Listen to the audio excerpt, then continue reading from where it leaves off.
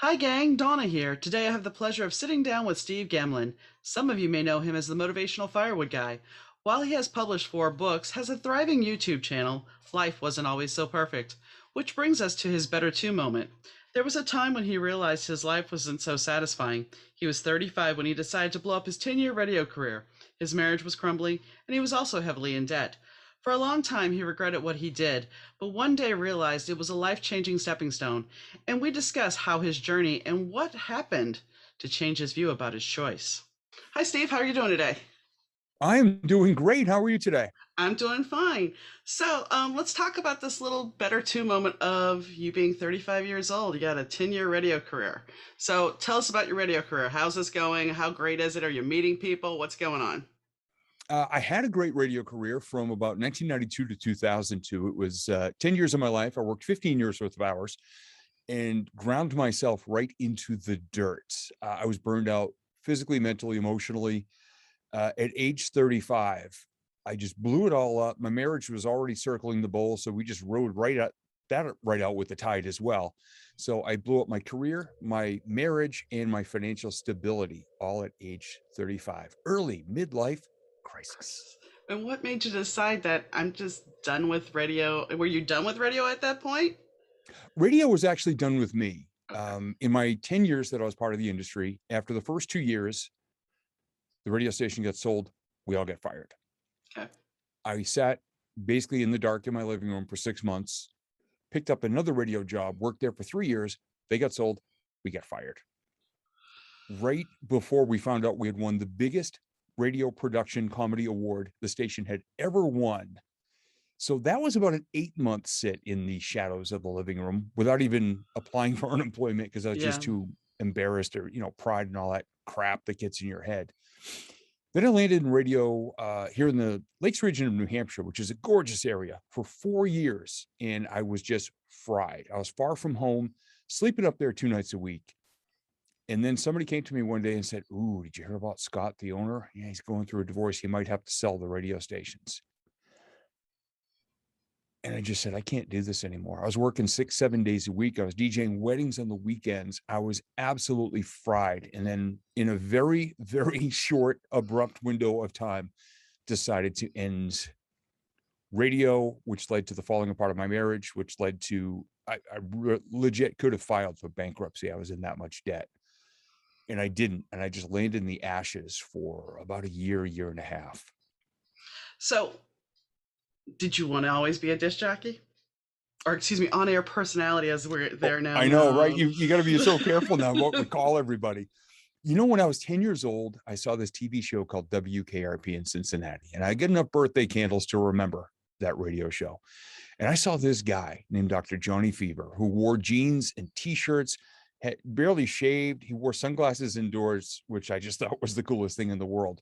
And he played records for a living and he talked in a microphone. And at 10 years old, I said, someday I want to do that. And I want to be an entertainer.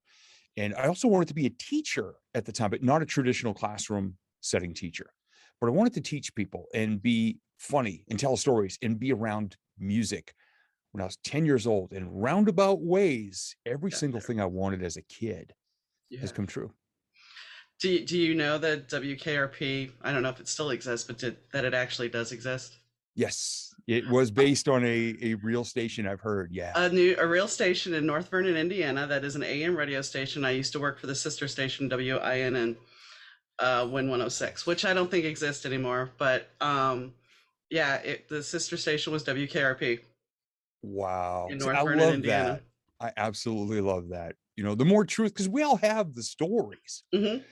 And every single I used to watch that and I think, well, radio could never really be like that. Oh, it is and more.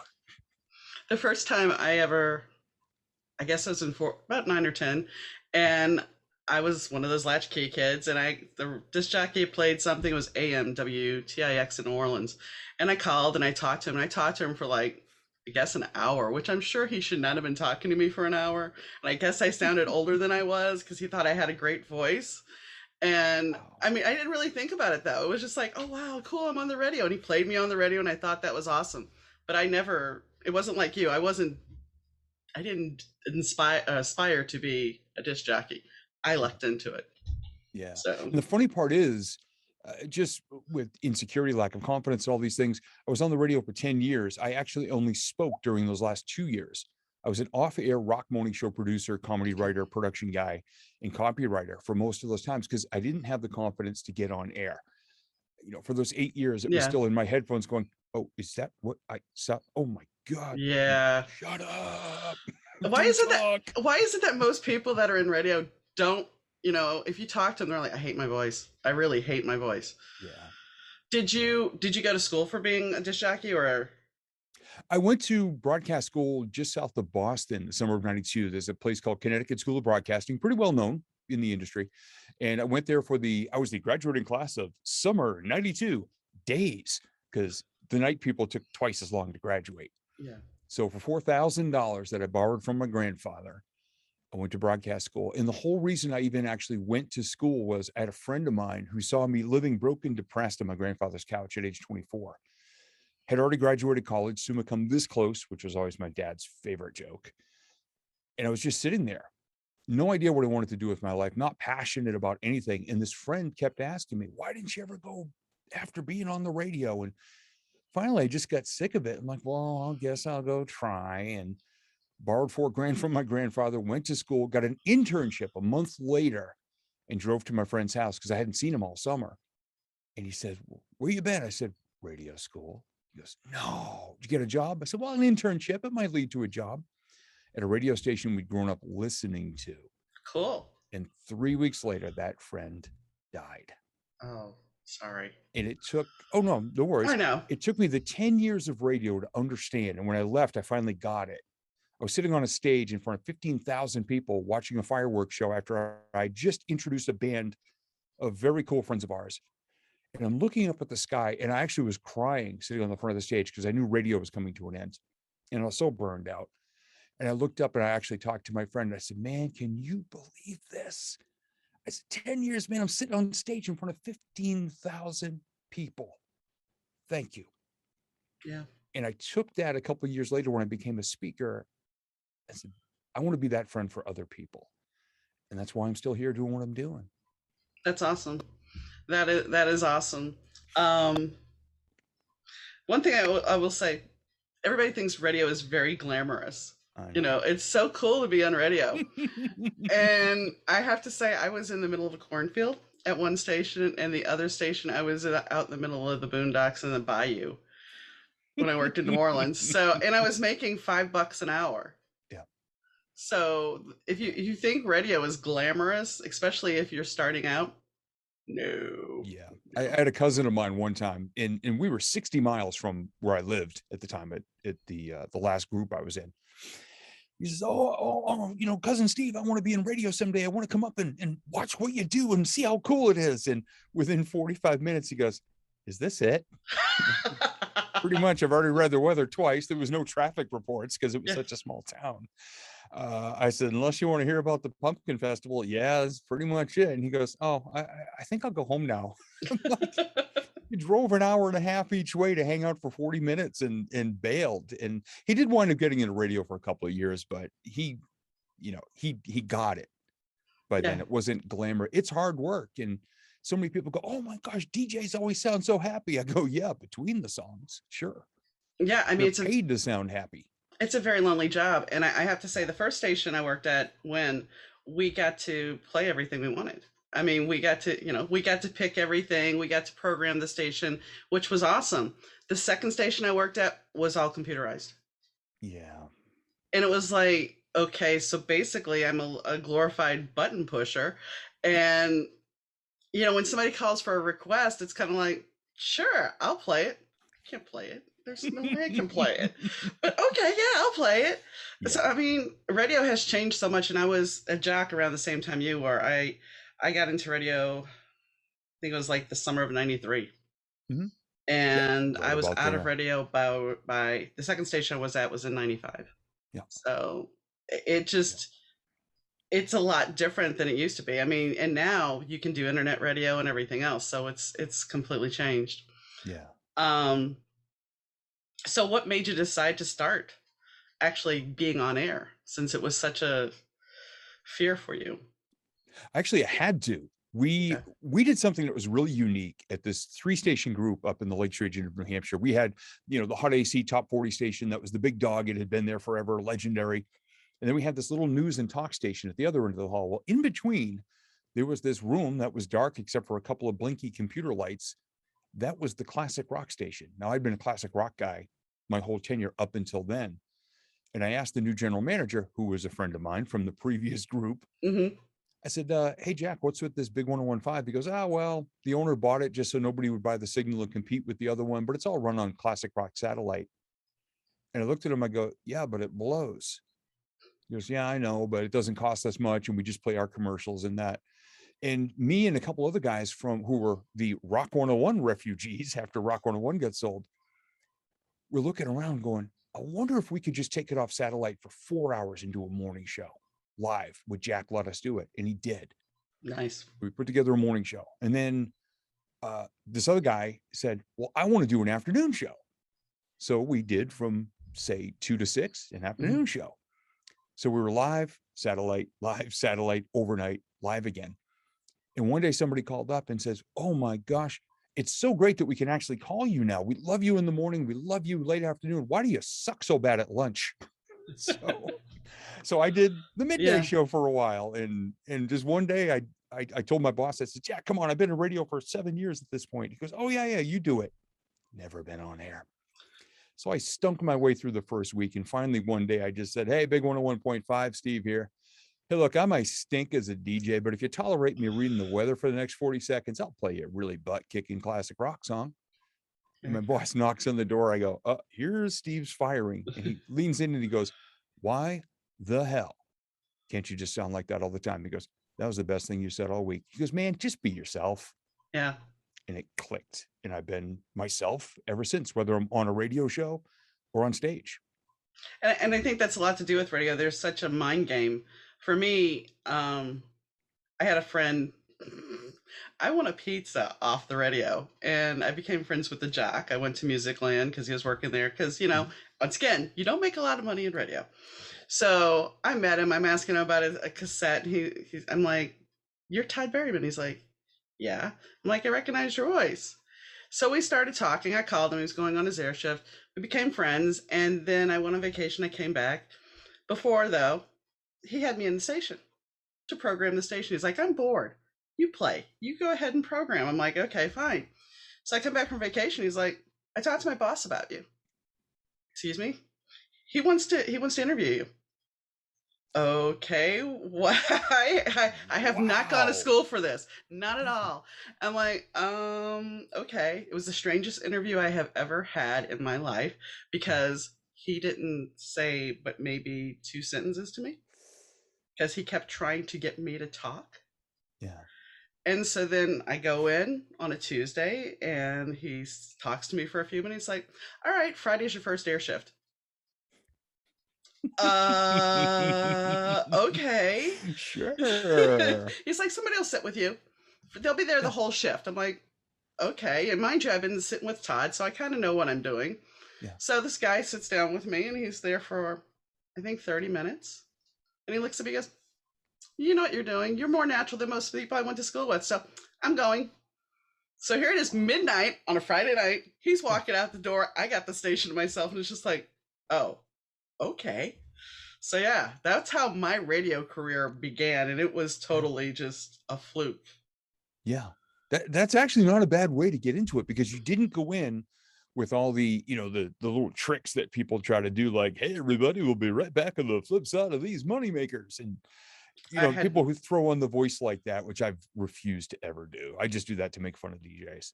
I had no clue. And I will say I did do something bad as a disc jockey. At the time, yes, I was working top 40, and Whitney Houston's Run to You was so popular, and everybody kept calling and asking for that. So me being the wise ass that I was, I decided to dig out Bryan Adams' Run to You.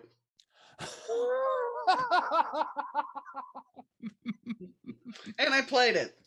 And of course, I got a call back going, that's not the Run to You I was talking about. I'm like, yeah, sorry. But I mean, at a certain point, you don't realize you're in that booth and you're getting that same phone call. And yes, I was that girl one time calling over and over about a song, but people don't realize that. Yeah. So yeah, so I mean, it was a lot of freedom at that station and going to the next one when you're dealing with computers. And that's one thing I guess I'm saying too. If anybody wants to be a disc jockey, and I know that's not the whole topic here, Mm, it's not what it used to be. You don't have the liberation of programming your stuff.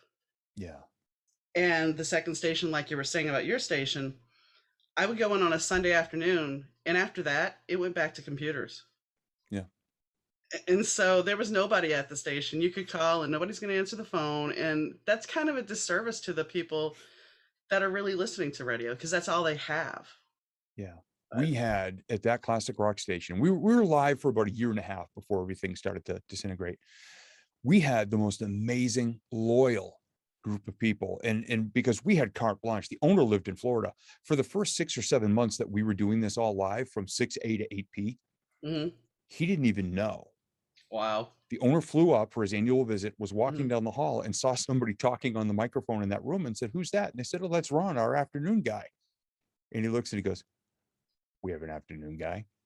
He went up to the GM's office and the door closed. And I went, "Well, I'll be preparing the farewell tour now." And I Yeah. hid from the owner for till the next day. And he walked into my office and he knocked on the door and I turned around and went, "Uh-oh." He says, "Been listening to the radio station." I'm like, "Okay."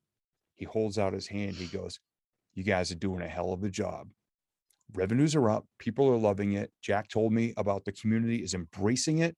And you guys go out where nobody else dares to go." We were a station by the people for the people. And we had the craziest bunch of listeners. And he goes, "Keep doing what you're doing." And I just held my breath for another 30 seconds till he left and fell in my chair and went, "Thank you." But that's still when you had a lot of independent owners. Yeah. Now, I mean, what Clear Channel bought up a Yeah. ton of radio stations. So, and then now Yeah. you have Sirius and you have Spotify, which is not really a radio station, but you can listen to it in your car and Pandora. And, I mean, Yeah. everything has changed so much. Yeah. I miss the old days. And our general manager, his nickname was Evil Jack, but he was the nicest guy in the world. Evil Jack still says to this day, if he wins Powerball, he's going to buy a little radio station and put the team back together and be that type of radio again. So I'm still waiting for that call. I mean, if he calls, I'll be a part of it. Sure. Part-time. I can't leave speaking and No. all this other stuff. But yeah, just to be like that again, old school. Yeah, I'd be all over that. Well, we have something like that here in my town, but it's more of I don't even know how to describe it. It's a lot of local and it gets mixed up. Yeah. And the funny thing is when you walk through our town, it sounds like you're at Disney because you have music playing through it. Yep. It's like okay. So Nice. you're 35 Mhm. and you just were you overwhelmed Yeah. or just Yeah. Overwhelmed, burnt out, had lived most of that 10 years working 50, 55 hours a week at the radio station. Of course, like you said, radio does not pay well. So I started DJing weddings on the weekend and I get up to as many as 104 events a year. wow. So I was working 6, 7 days a week, was just completely fried, physically, mentally, emotionally, just frustrated and burned out, not sleeping well, not eating well, and just down, down, down. My cholesterol was almost a perfect bowling score. I mean, that's Wow. one medical test where the high score does not win. My highest was 283 out of 300. Wow. So, and 200 is high. So I Yeah. had that going for me, and then just marriage falling apart, lack of communication there. We weren't fighting, we just weren't talking to each other. Isn't it That's interesting though all. that you're in the industry of communicating yet your marriage you're not communicating? Yeah. Oh, I've heard that a lot. Believe me, and people laugh. And I said, it's true. Look at almost anybody in the communications industry. They do it professionally. They don't always do it personally. Yeah. No. I mean, it's true for me. I'm a writer and texting, when I text, I do a lot of short replies because I put words out on paper all the time or I'm talking on the podcast. So I don't have a lot to say sometimes. It's just kind of like, okay, yeah. And Yeah. then somebody will say, well, why are you mad at me because you're writing one word text? No, don't have it in me. Yep. I've got friends like that. I'll text a whole paragraph and they'll go, good. Where's the rest of it? I'm scrolling and it's not going anywhere. And I reach out to him. He goes, that's just how I always am. Like, I know, but I texted a whole paragraph to you. Just go good. I mean, throw me a smiley face or something, but just good. Yeah. So your marriage blows up, you don't file for bankruptcy, so you ride this one out, obviously. So what happens after this? What are your next steps after this? You hope for a safe place to land, and I'm very, very fortunate to have amazing family. Who and the funny part was, right about that time, I just built a recording studio at my dad's house, which is just a couple towns away. And so I was looking for an apartment, and he finally said, "Hey, bud, you're up here working all the time anyway. I would help out in the yard," because his health was starting to fail. At that time, I was always up there helping him out in my recording studio. And at night, I would just go back home. He says, "We got a spare room down the hall. Why don't you just stay here? You're already working here all day long anyway. Why go somewhere else? Just come hang here." So I did. And it turned out to be the greatest gift of all. Not just, it wasn't done out of pity, because his health started to really decline at that point. Mhm. And I wound up doing everything he couldn't lift, in mowing the lawn, taking care of the driveway, the plowing, the snow blowing, everything I was able to help out with the whole time I was there. My stepmom used to take me aside now and then when I'd feel really down about it. She'd say, "There's no rush for you to leave here." So, okay. And then she said, "This is not to pressure you or make you feel bad in any way, but if you leave, we'll have to sell this house, and that would break your dad's heart because he built it as our forever home." Okay. So it wasn't just out of pity. It wasn't to Yeah. bash myself for being such a loser, to blow my life into a million pieces. It was a safe place for me to add value for them, keep them in the house they built that they wanted to live in forever, and put my life in what would eventually be my business together, and rise back up out of the ashes. I used to say, people say, "Oh, Steve, it was like the phoenix rising from the ashes." And I go, "Yeah, hold on there, Bubba. My phoenix rides a pogo stick." So don't think I just rose out majestically in the clouds part of the music went and the angels went, ah. Wasn't quite that easy.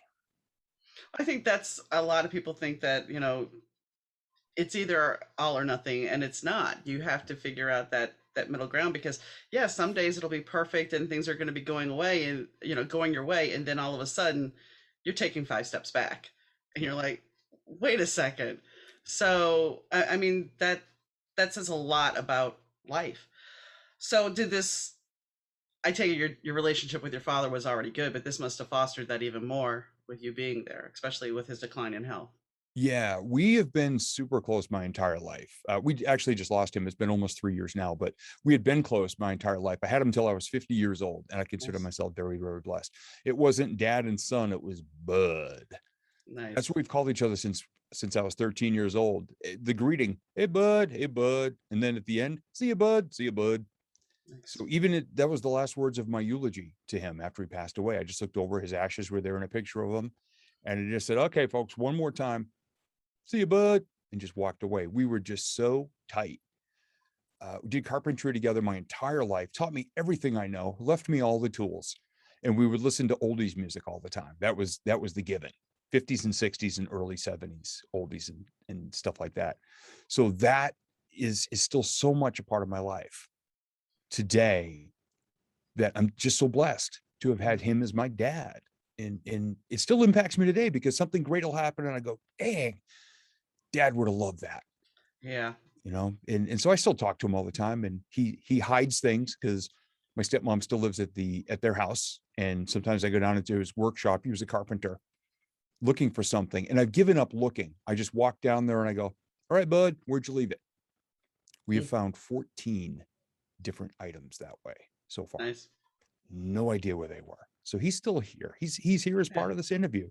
Yeah. So maybe it was him that tripped over my other cord, because right before we went on air, I broke my other laptop. Maybe. Maybe it was Maybe. him. If Uh, so, he owes me a screen and a new laptop. I mean, my husband passed away last year, and I'll be here and something will fall down or whatever, and I'm like, yeah, honey, hi, I know you want my attention for something. What's up? Mm-hmm. I get it, and I know some people would say, oh, well, that's crazy, but no, I mean, they're still here, they're still around you, and Yeah. there's times when, yeah, I still talk to him. There's a picture of him on my desk back there. Yep. But it's one of those things. And sometimes, yeah, as crazy as it may sound, I'll feel his presence.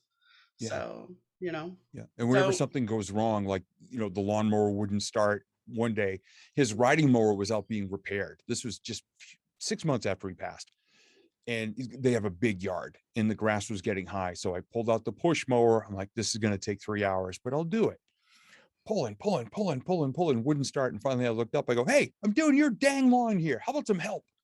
The next pull, puff of smoke, pull after that started, ran smoothly the entire time. 3 minutes before I finished the final path, his riding mower came back repaired. And I looked up and I went, really? Maybe that's what he was trying to tell you is I hold think I off. walked a marathon that day. Maybe he was just trying to tell you, hold off, the Yeah. rider's coming. Yep. So all right, so now you're living with your parent, your dad and your stepmom. Mhm. So what was the next steps here? I mean, did you have a recording studio there? So what did you decide to do? Yep. I was going to do some voiceover work. I was going to do some kind of ad agency work, doing some production because a lot of the local radio stations were downsizing and they weren't really doing what I felt were quality audio productions. So I was going to do that. And I kind of half-heartedly pursued it for about a year or so. Didn't make any money at it because people said, well, we got free talent in-house. Why would we hire you? Good point. So that was kind of fizzling out. And in August of 2003, it was a Friday afternoon. I had $3 left in my pocket that week and was driving past this mini golf driving range in the town next to ours. Now, I'm a horrible golfer, but it's a great way to get out frustration. You can hit something and actually be rewarded if you hit it really, really hard and really, Yeah. really far. So I went and got a $3 for a large bucket of golf balls, went to the farthest tee box so I could do the least amount of damage because I'm not a good golfer. So I was way down by the netting and underneath some power lines, like big metal poles and the big heavy cables. And a thunderstorm came ripping through. So I'm standing there barefoot in the wet grass with a metal golf club under power lines in a thunderstorm, and everybody except for me ran from the storm. You And like my to live life, dangerously, huh? yeah, well, my life was pretty low at the time, and I actually held the club up and just swung it and said, "Go ahead, I dare you. Oh, Just dude. do it." And of course, nothing happened. So I'm just hitting and hitting. Well, I hit my full bucket. It's still raining, thunder, lightning, and I see two buckets from guys that were near me who ran from the storm and took off. So I spent an hour hitting theirs too. And at the end of it, I could barely lift my arms. And I got to my car and the sun came out and I just started laughing. I'm like, okay.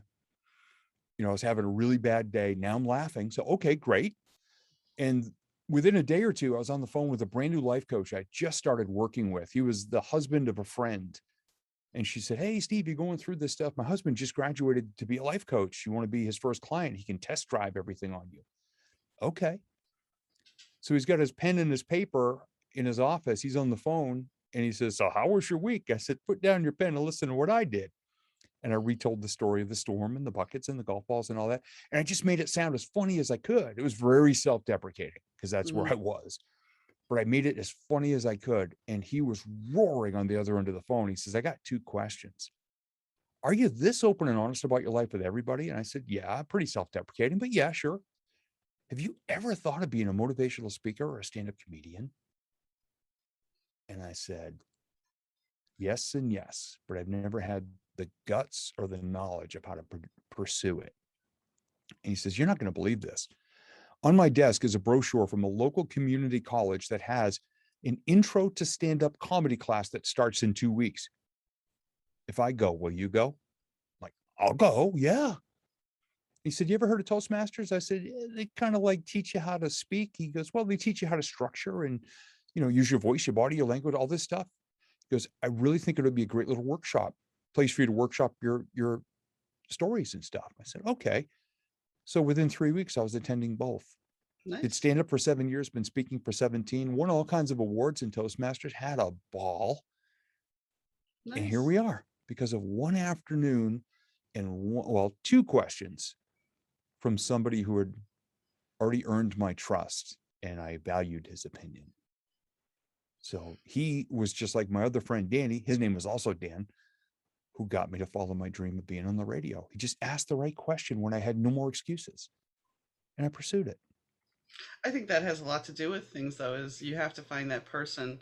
And I know my husband would be like, I told you the same thing, yet you listen to somebody else. But the thing is, the people that we love can't always get through to us because we know they love us. we know that they may have this idea of, oh yeah, you should do it this way, but hearing it from an outside source that doesn't, somebody that doesn't know you Mm, fully, that usually will hit home and resonate more. yeah. And then just like what you just said, I said something the other day. My wife goes, "You realize I've been telling you that for a year." I'm like, "Yeah, I know." But she can do, put me in the headlock and go, "Ah, you big dummy." And, she can get away with that. Somebody Yeah, else, not so much. yeah. Yeah. I mean, I don't know why that is, but it happens to most of us. And the spouse or the best friend goes, "But I've been telling you," and it's like, yeah, I know, but Hmm. they put it in a pretty bow. Yeah, exactly. Exactly. It just sounded different when they said it. It didn't sound Yeah. like it came out of pity, you big dummy. And yeah, yep. Um, who did you get to meet anybody in your radio tenure?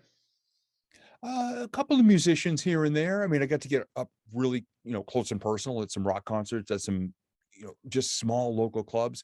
The band Aerosmith, who's my favorite American band ever, owned a club in Boston, and I was right there at the front of their little stage. I actually have Joe Perry's set list Nice. from the stage that night, which is my most treasured rock artifact.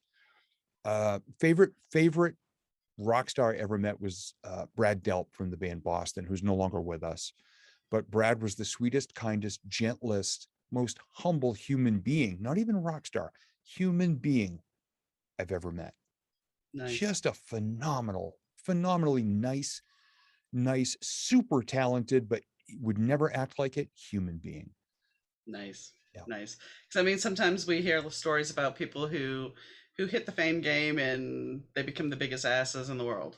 Yeah, I met a couple of those, and I just choose to not remember them fondly, but yeah, but I did meet some amazing people, and people that were local too, at the local clubs, and some of them are still dear friends. And we would play one of their songs on the radio, and even 20 years later we'll cross paths and they'll say, "Man, I remember the day you played my song on the radio, and thank you." I've got a friend now who's down in Nashville getting some very famous people about to sing the songs he wrote, Nice. and we used to play him on the radio station. He still thanks me to this day, and it's been over 20 years. Well, I mean that if that's what you aspire to be, because I mean, I was a musician at one point. Mhm. If you aspire to be a musician and to finally hear your song on the radio, that's the best thing in the world.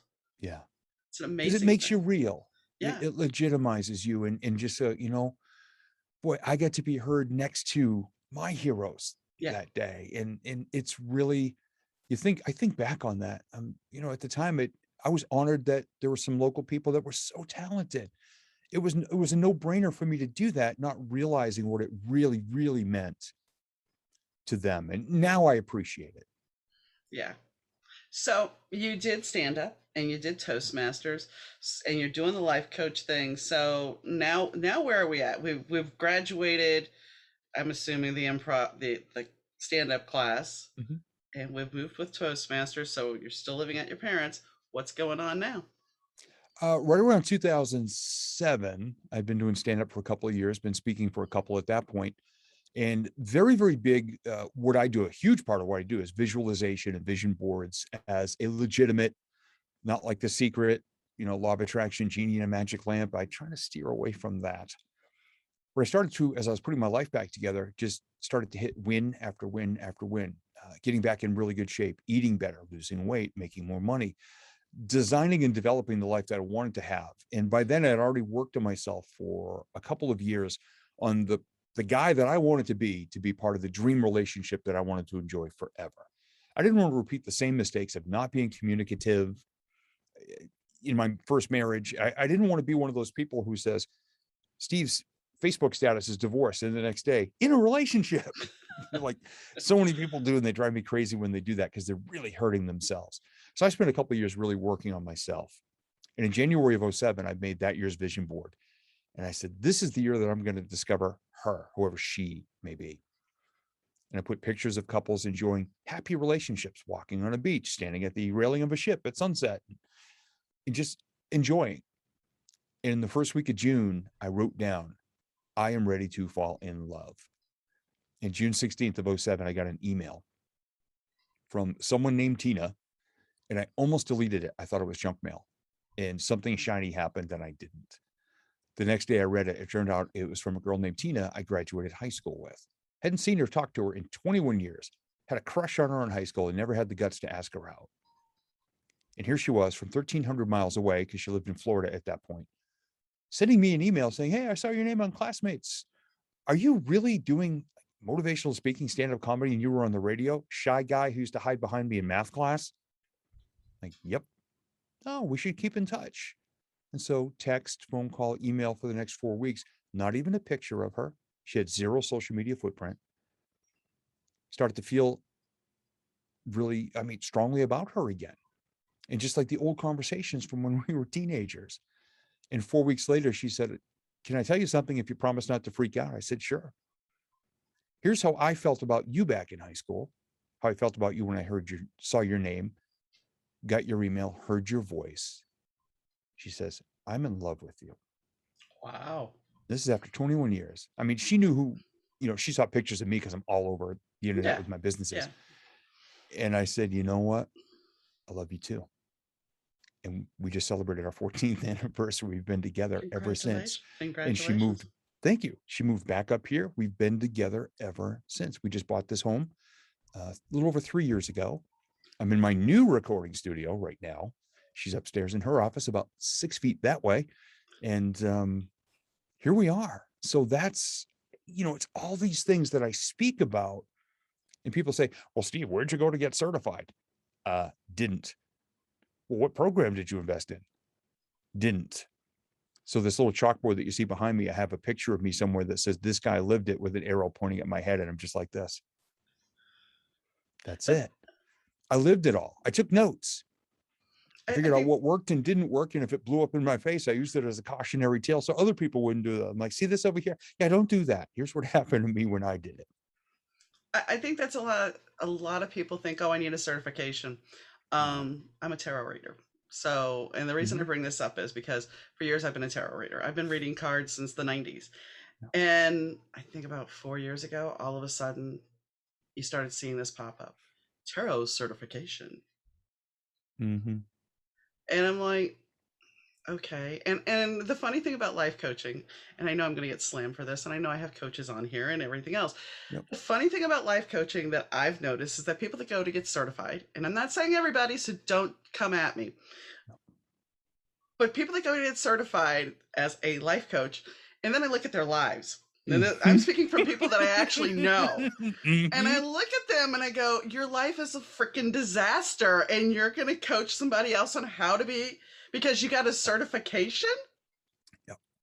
So, certifications, I hate to say it, aren't always what they're cracked up to be. You can give me $100 and I can say you're certified at whatever the hell you want to be. It Yeah. doesn't mean that it's really legit. And I'm not knocking certification, I'm Mm-hmm. not knocking coaches. Just vet people. That's all I'm saying. Yep. Yeah. I spoke with somebody the other day who says, "Oh, yeah, I have a certification for NLP, neuro linguistic programming, which is kind of a tool and a method Tony Robbins uses in a lot of his stuff."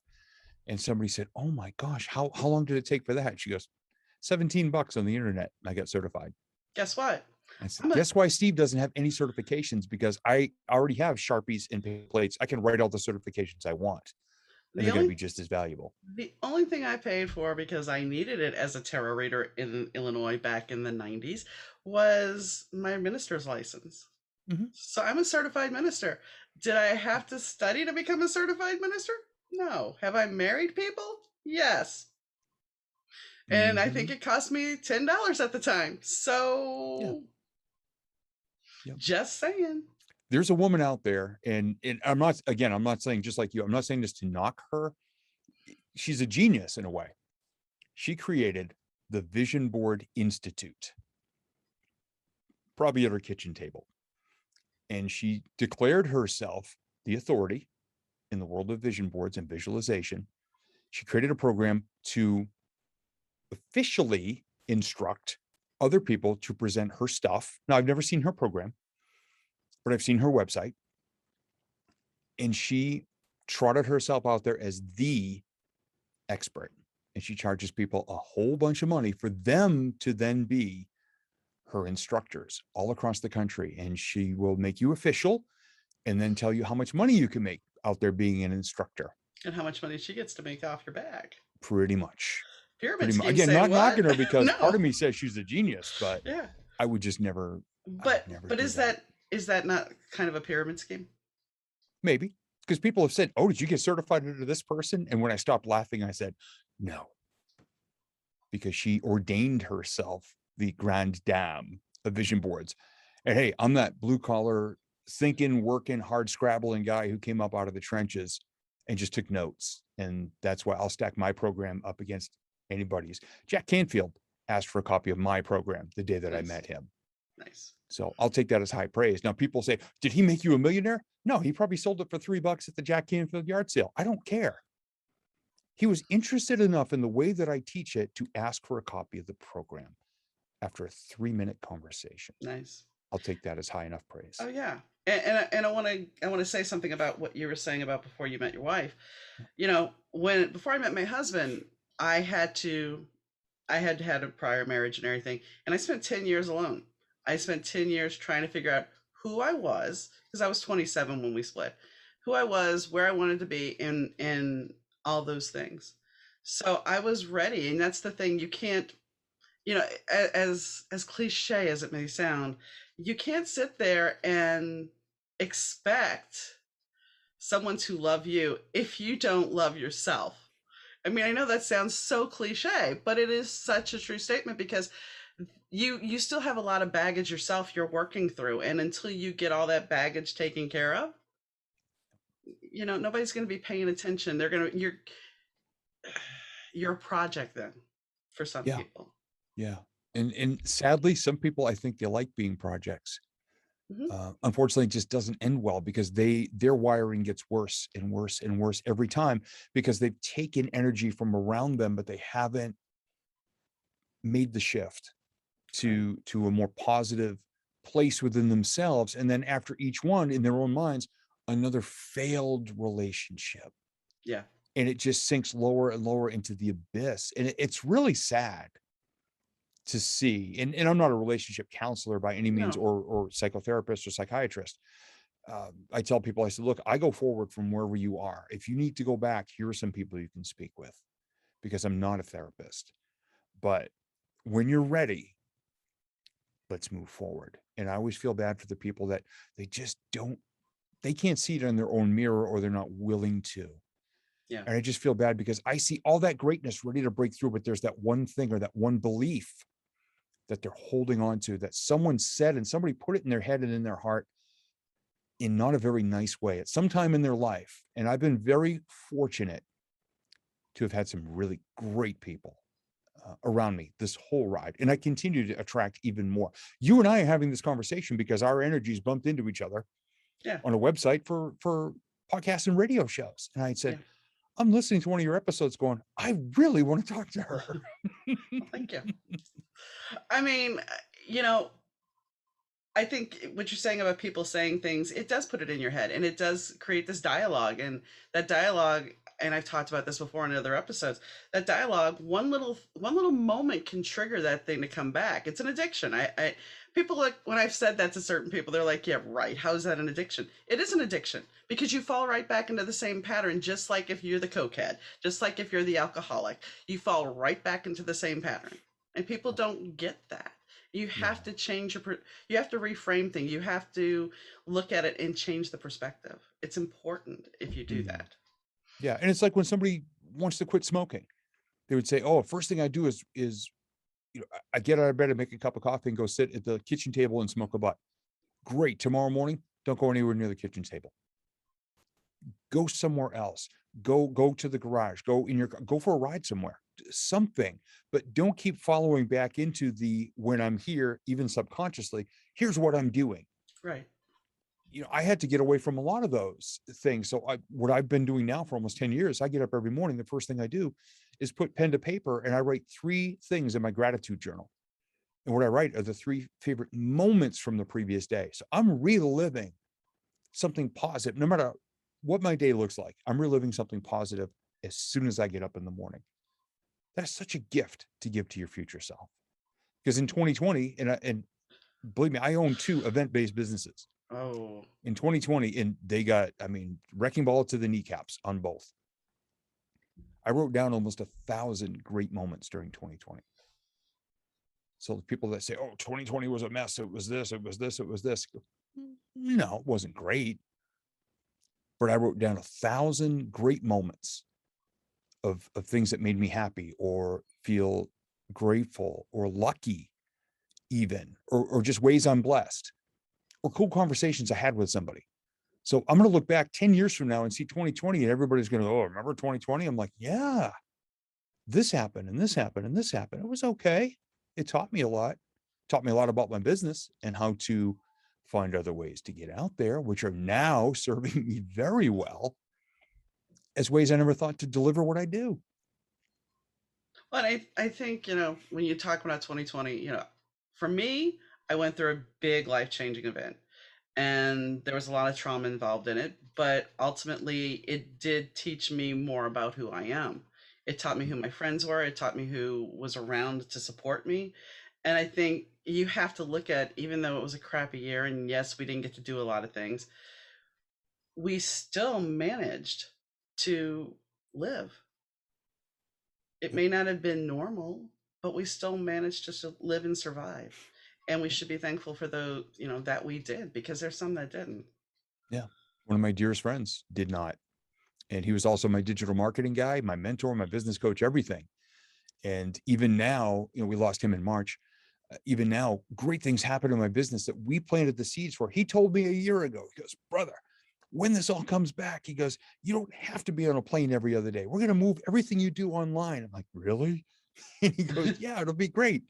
Tell you what, that's what kept my business alive last year, was everything he created with me. So now every time that succeeds, I look up and I go, Lonnie would have loved this. And so I'm still so grateful to have these people and the right people around me. Not the people who come up out of the toilet complaining about life, want to pull themselves out, grab the handle and flush themselves down again. We know people like that. Yeah. I deleted about 60% of my phone contacts a couple of years ago, got rid of them all. In 15 minutes, I deleted 60% of my phone. Best thing I ever did. And when those people come back, because eventually some of them do come back, do you actually talk to them or do you just say no? No, they go to voicemail, and that's greatest gift in the world, caller ID. Yeah. You How look do we over, you go, survive without it? I know, right? But I just look over, I go, no. Yeah. And then I'll It, delete their message. I mean, if it's something they need, if I can do something real quick, but I'm not going to get together for coffee. I'm not going to go out and hang out with them, and I don't want them in my house. So I say, you well, know what? I'm really busy. I don't have time. I'm really busy. it's the occasionally I'll get a message from somebody that in the past was a very toxic person, and they're like coming back, and it's just like, I can't do this. Yeah. It wasn't good before. It's not, I gave you 3 or 4 chances. No, we're done. Yeah. We're I, done. I wrote an article about that earlier this week. And I said, when these people come back, just understand, did you already give them a second chance, a third chance, a 10th chance? When are you going to just scrape them off your shoes and leave them there? You don't have to keep stepping in this same, you know what the outcome's going to be. Yeah. And that's okay. I don't do it to judge people. I just say, hey, look, I honor myself more now than I ever did before, because I was a chronic people pleasing, pathological rescuer of the broken, like a magnet. And I was always the person that they'd hang with just long enough to feel good about themselves again, and then bail on me and go out and get hurt again, and then crawl back and need that healing. And I just finally said, no, because I was like the circus clown who would get pies in the face and trip all day long for people to laugh. And they go home happy, and the clown walks home alone in the dark crying. Yeah. I wasn't going to do that anymore. I did that for decades. No way, not anymore. Well, my therapist, I had a conversation with her about picking certain people and how they have similarities. And the one thing she's like, oh, it's like a pothole. And I've talked about this before. You're walking down the street and there's that pothole. You can avoid it, but you're going to fall right into it. And so you fall into the pothole. You get yourself out of it. See the pothole again. It won't happen this time. You fall in it again. By the third time, you're kind of like, I'll scoot around it maybe. You still kind of hit it. By the fourth time, you're like, I'm changing the route. Forget this. Yeah. because you Yeah. have to for your own Yeah. sanity. And the thing is, and we have to be clear about this, even though you get rid of those toxic people, the universe has a way of always going, you think you're done? I got Oh yeah. somebody dressed up in the same package. You just don't know it yet. Mm-hmm. But they do get easier to recognize. Yes. You hear the language or you hear the tone or something, and Yep. the little antenna goes up, and you go, yeah, you know what? I need to honor myself here. Yeah. I'm not available. Yeah. You know the greatest sentence in the world that I've learned over the past decade, especially, no. Hey, Steve, can you help me with this? No, not available. Yeah. Oh, okay. And And that, sometimes they want longer explanations. They go, hey, look, I'm just not available. I get almost one business to run, because the DJ business is now 4 events left after almost 28 years, 4 left. wow. Can't wait. Burning all the boats. Everything is 100% back on just the speaking and the coaching and the vision board work. No more distractions. This is it. And so now I'm even less available to anything else, because everything I have is being poured into my future and helping as many people as I can and providing value anywhere I can. So it's all narrowed in. I don't have time. No, I don't care if you're going to give me pizza to help you move. Hire a mover. Well, and this is one thing I want to say. People pleasers, and if there are people pleasers listening, the hardest thing you will ever do is say no. Because initially you're going to be like, okay, how are they going to react? And yes, they can be very ticked off with you. They can get very nasty with you. But ultimately, if they're really your friend, they'll get over it and they'll learn that you've set this boundary. Mhm. So, no is a very important word to learn. Yeah. And when people don't understand that and they don't get it, I have a special hashtag that I use, and it's not harsh. It actually makes people laugh. Hashtag up yours. And people, every time I say it, people laugh, but then they go, you know what? Sure. That's actually like a humorous, comedic way to say, hey, look, just stay away from me. Yeah. Go do your thing. That's fine. But I'm just done. I need to honor myself. My, I never call my wife Tina. She's always my Tina. Hmm. My Tina is the most important human being in the world to me. I left a note for her the other day and just said, you are my favorite person. And so nothing comes between the two of us. If I promised her I'm going to do something, I don't care who asks, I'm not available, because my heart and my mind and my sanity say, honor this woman who has been the greatest gift that has ever happened to me in my life. No holds barred. It does not matter.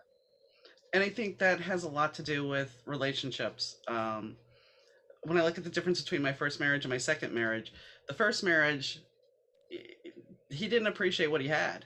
And maybe I Mm-hmm. didn't in some ways either. I was more about the kids, his kids. Mm-hmm.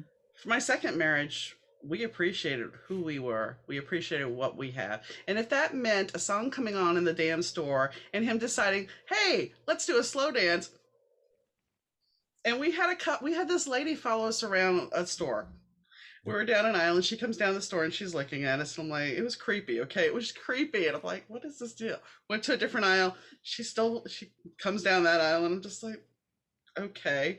We get in the checkout line. She's in front of us and she just looks at me and she goes, I just have to say this. And I'm like, what? She goes, you remind me of me and my departed husband. You guys are so lucky and so in love. And it's just so beautiful to Wow. see. And that was just like so touching. And, you know, you appreciate, if you appreciate your partner that much, the world sees it. Yeah.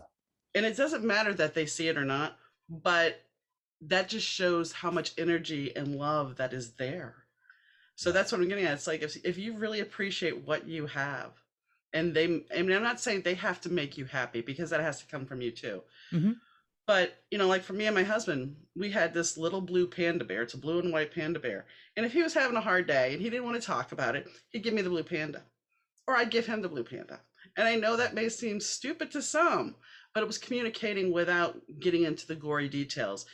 Yeah. And when we were ready to talk about it, then we would. Yeah. Like the best advice I would say for somebody who's in an argument with your spouse, don't sit there and keep poking the bear. Don't sit there and just hammer. Walk away because there's a good chance they're not ticked off at you. Yet. Yeah, I mean, if you keep pushing, you're gonna get involved in that fight. Oh But yeah. most of the time, if you know, that's one thing I learned. My first marriage, I didn't argue at all. My second marriage, if we got into an argument, I'd walk away, I'd come back. See, I had a lot of health issues, and I'd be like, "So what's going on?" He's like, "Well, I was mad because I couldn't see this, and I got frustrated." Okay, Yeah. so it had nothing to do with me. But you have to be willing to step back from that, Yep. and that's what I say at that. Yep. And we will never dance in public. Tina is about the least demonstrative person out there. But the funniest part is her boss will reach out to her and say, "Oh my gosh, I just saw Steve's page on Facebook. I love when he calls you my Tina." And Tina turns 20 shades of red and she's like, "Okay." And but I mean, she Yeah, loves it, and I know she does, and she appreciates it. And we know what we have in each other. yeah, But it's just funny that I'm the more and it's funny because I'm actually an introvert. I'm the one who's a little more public with hmm, stuff like that and calling her my Tina and praising her up and down. But I won't do it in public if it would embarrass her. right. So, and that's also a line you have to know, like what's their love language and what are they comfortable with, and um, you learn that over the years when you really work on yourself. And I mean, I'm 53 years old. This is the happiest version of me there's ever been, That's and I'm awesome. very honored to be able to say that because I've put in the work. I know what my vision is. I know what it was 15 years ago. Before we got together, I saw all of this.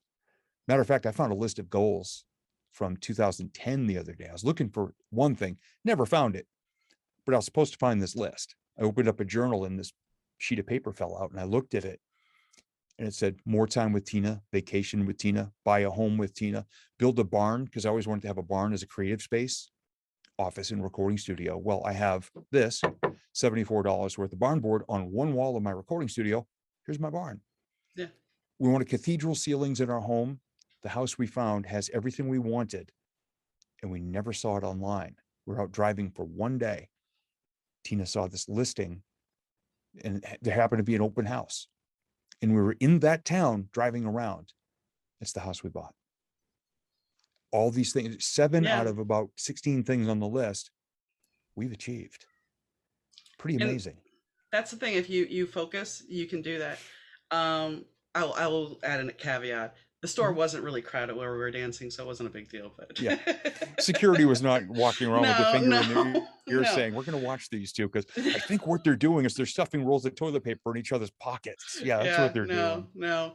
But I think, like this house, we did the same thing. I mean, it's like we wanted a mailbox. I wanted a mailbox. I had a planter. Sure enough, that's what we got. So you can put that out there. You can put that message out there and get what you want. But as a, you knew what you wanted in your life, and that's the thing. You had to hit that dark space. You Mhm. had to go and realize that life wasn't good. Back to my radio journey, it's funny because I come back from that vacation and I said to my husband, my then husband, my first husband, and I said, I feel like my life is stagnating because we went to Dallas and New Orleans. I saw my family and we came back to Indiana and I'm just like, I feel like my life is stagnating. And the phone rang and it was my friend saying, Hey, my boss wants to talk to you. Wow. So just kind of like with your friend, why aren't you doing this? Sometimes when somebody makes you an offer or puts something out there and it may seem outlandish, don't always be so dismissive of it. Yeah. Vet it, Yeah. but don't be dismissive because you never know what that one thing may lead. And if you're sitting there and you have a feeling that I really want to do this, but I'm scared to death, try and push through it. Yeah. You have to. Yeah. Or at least do what I encourage people to do is, so many people say, "But Steve, you walked away from your job and you built this great company." Yeah, there's a lot of years in between there that I beat myself up mercilessly for. So look, if you have a goal, hope, dream, or desired outcome, start to taste a little bit of it. It's like people that want to start their own side hustle. Well, great. Find something you can do that only takes 3 hours a week of your time. Or people that want to give back, but I can't go volunteer anywhere because I'm busy. Great. Take a half hour once on a Saturday morning, go to a local shelter and offer to walk the dogs. My sister did that. She wanted to give back. So she devoted one Saturday a month, which became two and I think three, to volunteering somewhere. She would go with these nonprofits that would take care of kids with special needs, and they would go bowling and they would do activities. So for an hour, once a month on a Saturday, she would go do that. And what it did was it refired her spirit. So she was able to tolerate her 60-hour weeks at work because she had that sliver of time. I said, if you have that sliver and it rejuvenates your spirit, you can tolerate more that entire week of whatever it takes to get to that next sliver. And you just live sliver to sliver as long as you can, and not just get down into the, I got to get rid of this whole thing and rebuild my entire life. Because believe me, the ride down when you clip your own wings is not pleasant. Yeah. I did it. It did a lot of damage for a lot of years. Yeah. Don't recommend it, No. but you can survive it. I did. You can survive it if you want to. And that's one thing I will say, if anybody's listening to this and they do have those dark thoughts that, oh my gosh, my life isn't going to get any better. Don't think that way, because you never know what tomorrow could offer, Something amazing could happen tomorrow. You just have to think that way. So while it's not easy, just keep going forward, keep being motivated. Yeah. Keep And if you trying. do need to, you go talk to the right licensed people Hmm. who can help guide you to that next daylight, daybreak, that next bright spot, that next moment of hope. There's no shame. I just happen to have the right people around me, and the coaches and family and everybody. Not everybody's as lucky as I am. No. So I encourage people, if you're in that place and you're really not sure, please speak to somebody. Yeah. And I've got a dear friend, his name is Max. He's out in California, and he's an addiction counselor. The reason he's been an addiction counselor for the past 12 years is because of all his years of being an addict and an alcoholic, and the 3 or 4 times he spent in jail in the lowest moments of his life. And he said, brother, I would never want anyone else to go through that. He rededicated himself. He's going to celebrate 18 years sober this September. And he now works with people every single day who are at the lowest points of their life, helping them find hope because he did it. Yeah. And that's what he shares is his story. He wrote a book, and I'm actually the voice of the audiobook. So I'm him Nice. for 2 hours of an audiobook. And I just love being around people like this who see the joy, the hope, and the potential joy in others, and help them to find it themselves. And that's what I try to do with people. This is off topic, but it's on topic because Nikki Six posted today on Instagram that he's been 20 years sober. Yeah. And if you ever follow his Instagram now, and if you watch The Dirt, this is a man who basically was dead. He was dead at one point, and Yeah. now he's thriving. I mean, he lives in Montana, and the pictures he posts are amazing. Yeah. So, don't give up hope.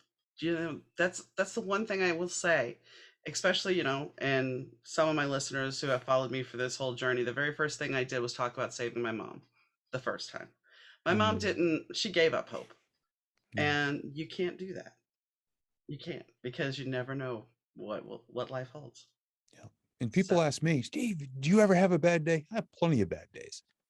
Well, what do you do? I said, I get out of this recording studio and I go into town and I hold the door for someone, or I make somebody laugh, or I go to the deli counter and get some ham and cheese and I make them laugh. Every single time I come home, I'm better. Or go rescue a shopping carriage, and on a windy day where it could roll and dent someone's car, I put it in the corral or bring it all the way back to the store. And if I see somebody else coming in, I go in full on used car salesman. Hey folks, you need a carriage? It's a rescue from the parking lot. Tell you what, hand grips are washed down, wheels hardly wobble. You'll love it. So the only time it's been refused was somebody only needed a little red basket, but they were laughing. And that's a gift. I came home better. That's a gift. Yeah. So when do you start selling used cars? Never. I know somebody who used to sell used cars back in the 70s and 80s, and he used to have to wear a disguise somewhere because people were actually giving him death threats.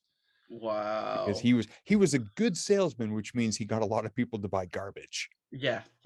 So yeah, and that's all I needed to know. I learned from him to never be in that industry. So I guess to ask the question, so was it better to blow up your life? Yes. At the moment, no. Well, I can't really say at the moment, no. At the moment, I knew I had to do something. And my doctor even told me a few years later, he says, look, given your family history, you would have been dead by 40 with your blood pressure and being out of shape and eating bad. He said, given your family history, you wouldn't have gotten one of those tickle strokes. He goes, you would have had a massive stroke by the time you were 40 had you kept going that way. So once I heard that, I said, okay, so it wasn't just a got to get away from this. It was, I've got to get on a better path, healthier, happier, more creative, less fried. So it, you know, yeah, I had to do it when I did. I could have been more tactful about it, but I don't regret a thing because my life wouldn't be where it is right now without it. It was almost kind of like your soul knew. Yeah. Yeah. My soul pulled the ripcord and jumped. And it's funny because right after I had already done 2 skydives prior to that. And I did a solo a couple of years later, and people knew that my life wasn't in a great place. And they go, you're going to pull the chute, right? I'm like, what? And they go, well, you've been kind of depressed. I'm like, yeah, I'm going to pull the chute. But, you know, it's funny because I use that as a stage story now. Yeah. The biggest lesson they tell you when they're teaching you to do a solo is whatever happens, you will know what to do. We're going to put everything in your head. So if something goes wrong, you'll know what to do. And they were right, because I pulled the chute 1,000 feet too low because I forgot the sequence. Horizon, altimeter, check right, check left, clear. And at 6,000 feet, I was supposed to wave off the 2 guys who were holding my wrists and ankles and then do the sequence one more time. And I forgot the sequence. And I'm sitting there trying to think of it going, I'm still doing 120 miles an hour face first towards the ground. So I pulled the chute at 5,000 feet instead of 6. And then the lines were tangled. The chute opened, but I couldn't steer it. And I was heading out of state because this place was right on the border. And so you'll know what to do. I looked up, I saw which way they were twisted. I kicked my legs in a circle, got them untwisted, had to look over my shoulder for the airport, turn back around, go that way. And then I forgot to turn on the little radio so that they could tell me how to land. So I was 100% on my own. Wow. And I always tell the story. I said, the only way I could have screwed up this jump anymore is if I dove out of the plane and went up. Wow. I screwed up every part of it. And with 50, they say, now when you're 15 feet off the ground, yank both of them, the chute will billow and you can run to a stop. And I remember looking down going, I wonder how close 15 skipped across the dirt and pebbles like a stone on a pond. And I'm And sure just your laying knee. there. I'm 6'1" now. I used to be 6'2". And when my chiropractor asked what happened, I tell him that story. And how were your knees and your feet and your ankles after I got that? my hip x-rayed the other day. That was 18 years ago that happened. And I occasionally there's a flare up of whatever. So I just like to use that story. I probably just slept wrong. I mean, I'm 53. Come on, I sneeze and something breaks. This is true. But the skydiving story is a really cool way to say, yeah, that's how I hurt myself. Yes, it's a much more dare I say, don't take offense, manly way too. Yeah, it's a manly way. It's not like, yeah, I sneezed and I heard my back pop. Yeah, I was trying to open the car door and I sneezed and yeah, my back went out and yeah, it's not as nice. Yeah. So no. I thank you for your time, and thanks guys for tuning in to the Better 2 podcast. Your listenership is greatly appreciated. If you like what you hear, remember to hit subscribe. We also have our videos on YouTube. They're usually posted the same day as the podcast, and you should check it out. If you have a question or you would like to be a guest on the show, please drop me an email, and I'll be glad to talk to you about it. The email is Donna, D-A-U-N-A, at thebetter2podcast.com. Thanks again for tuning in, and catch you next time.